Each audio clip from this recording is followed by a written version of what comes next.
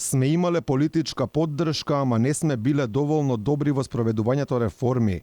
Поради тоа Европската комисија го одбила предлогот на Шарл Мишел за проширување на Европската унија.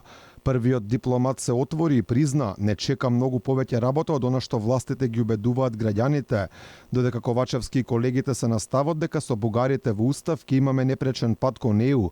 Османи вели дека пораката од Брисел била јасна, мора да се работи сериозно на исполнување на критериумите, потенцирајќи дека одлуките на Европскиот совет со кој раководи Мишел се само политички, а не базирани врз исполнувањето на критериумите за членство. Комисијата проверува објективно дали ги исполнуваме критериумите. Тие немаат политички мандат.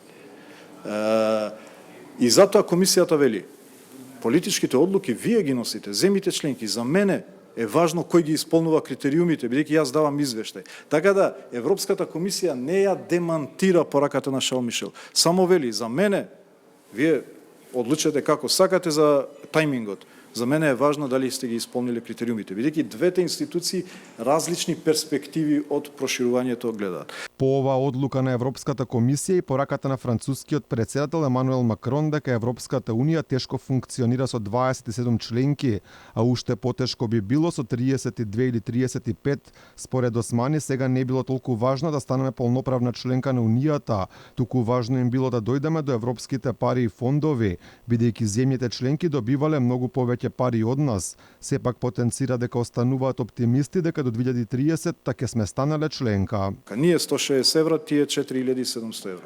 Дајте и ние да добиеме, ако не 4700, да добиеме по 3000 евра по глава на жител, до членство, право на вето ќе си добиеме тогаш. Не ни е толку важно на правото на вето. Нас ни е важно да имаме пристап до пазар, пристап до пари, пристап до политики на Европската унија. И тоа е концепт кој што ние го туркаме како Министерство за надворешни работи и како влада. Околу изјавата на Макрон дека ја замислува Европската унија со реформи во повеќе брзини, што беше од најголем број од познавачите протолкувано дека нема сите земји членки да имаат ист статус и исто право на глас во ЕУ.